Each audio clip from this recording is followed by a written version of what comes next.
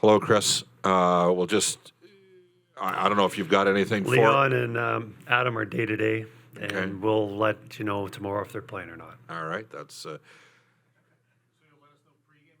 I said I'll let you know tomorrow. Tomorrow could be 10 p.m., could be 10 a.m. So now that you've had a chance to watch back. I mean, any thought process to you're up 4-1 in a game? Maybe you didn't deserve to be up 4-1 at that point, but you were. Just a thought process to what changed, and I know you got to credit them because they came at you pretty hard there, but some areas obviously you guys can clean up. yeah, after watching the game, I saw a team that was a little rusty. Our details weren't what they should have been. A lot of credit to the Vancouver Canucks playing a good game, but I don't think we played our best. There's things that we need to be better at, and whether we were too conservative or just lacking details in the second half of the game, but we know to beat this team, we need to be better. Kris, just going back to Draisaitl and Henrik, if they can't go tomorrow, can you just maybe give us a thought on the guys have to step up and adversity comes at you pretty fast in the playoffs?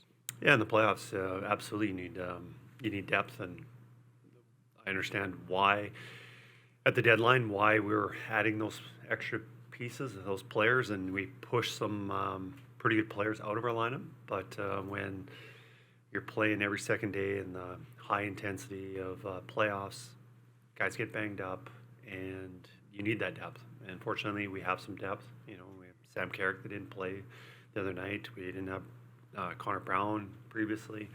So we feel comfortable with inserting those guys that can play a role and play well for us.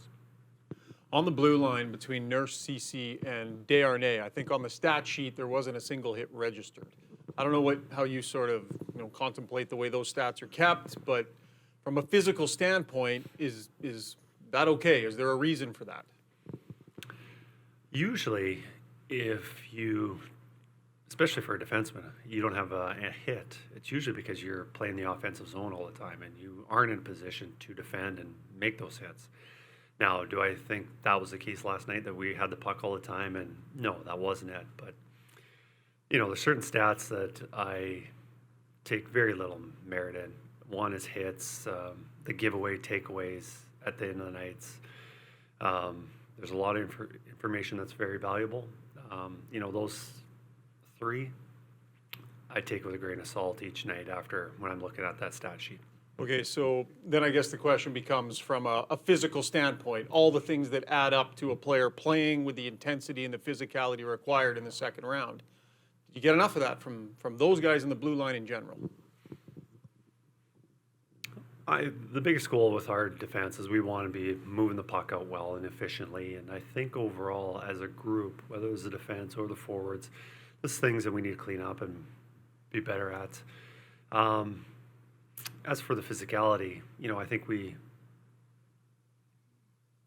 usually when a defenseman's stepping up, you run the risk of you're going one direction while the puck and the opposition's going the other way. And you don't have the momentum to recover to come back to your net. And often you might make some big hits, but a lot of those hits, you get out of position. And I know Paul and myself, we've been telling our players throughout the year that yes, we do want physicality, but more importantly is we want strong positional play, good sticks to break up passes, and then after that, then the physicality is important. But it's a very fine line on, yes, we want to do finishing your checks, we want to be playing physical, allows us to slow them down, but you run the risk of getting out of position. NHL players have always sort of taught us that it's not about if you have a bad game. Everyone has a bad game once in a while. It's how you respond, right? How you play the next day. So you've got, I think, maybe the oldest team in the league now, certainly a veteran team, lots of playoff series. What's your role in that process of be better tomorrow, than you were yesterday? I know there's no Newt Rockney speeches like in the movies, but how involved in that do you have to get?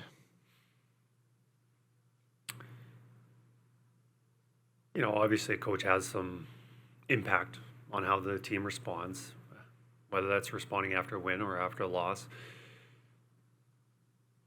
But a lot of things that can be said. The players know, they understand, they've been through this, and I just think it's very important, whether you're winning or whether you're losing, that stay even keel. You respond and bring your best the next day. And I think we've done a pretty good job of that throughout the year. Our losing streaks have been short. We've been able to respond after poor games very quickly. Think about the, going back in late March, early April, whenever that was, after the game in Dallas. We responded well in Colorado next night. There's numerous situations like that.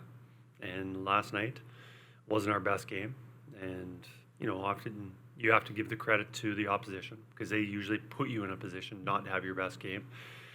But we need to step it up. And we also, we hadn't played for a while, that we need to find our game. And we got to do it quickly. Kris, just over here. You guys really liked the way you defended the back half in the game, the third period in Game 4 against the Kings. What was different about the way you defended last night and that allowed the Canucks, obviously, to get those goals? Well, it's a little bit different because you're playing a different team. And like I said, I think the first half of the game, we only gave up one goal in the first 37 minutes of the game. You could say, yeah, we defended really well. In the last 23, we gave up 4. So what happened? What was the difference in the first half and second half? And sometimes it's just, there's the luck element of goalie making the save, not making the save, or just unfortunate bounces. So I can't say that there was, you look back in that LA game when we talked, there's probably in the articles about how well we defended. We gave up so many shots, but they were all on the perimeter. But I'm going to guess Stu made some really big saves that game too. Is that kind of the blueprint, do you think, that you guys want to have, get a lead and batten down the hatches, or do you want to see your team push a little bit? No, we more? want to push. We don't want to be safe. We want to press for the next goal, but we want to do it responsibly. And absolutely, we do not want to sit back.